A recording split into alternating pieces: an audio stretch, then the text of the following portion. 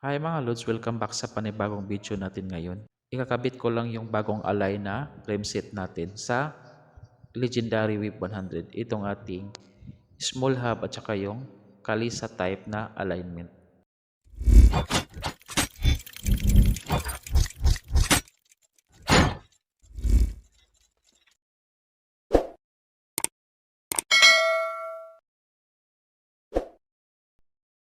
Ito na pala yung ating bagong align mga Lods. Itong rim set natin na small hub at saka yung ating Kalisa type alignment. So ito palang gulong natin mga Lods ay brand niya ay D-rubber. At saka yung kanyang size is 50-45 by 17. Ito yung ating small hub ay Max Speed yung brand.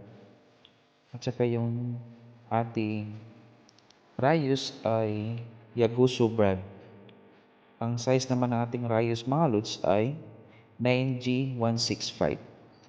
At saka yung rim natin mga lods 1.2 by 17 SDR. Super drag rim. At ito yung ating lighting days mga lods sa Wave 125.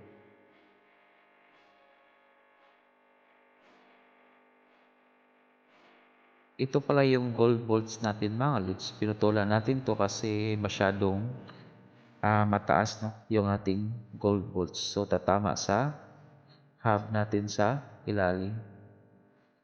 So ang ginawa ko, pinutulan ko mga lods.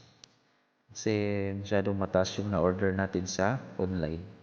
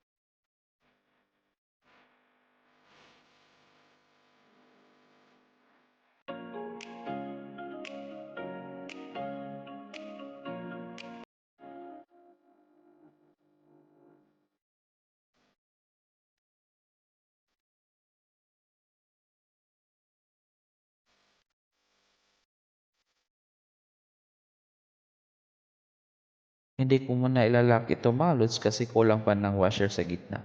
So kukuha lang ako ng washer.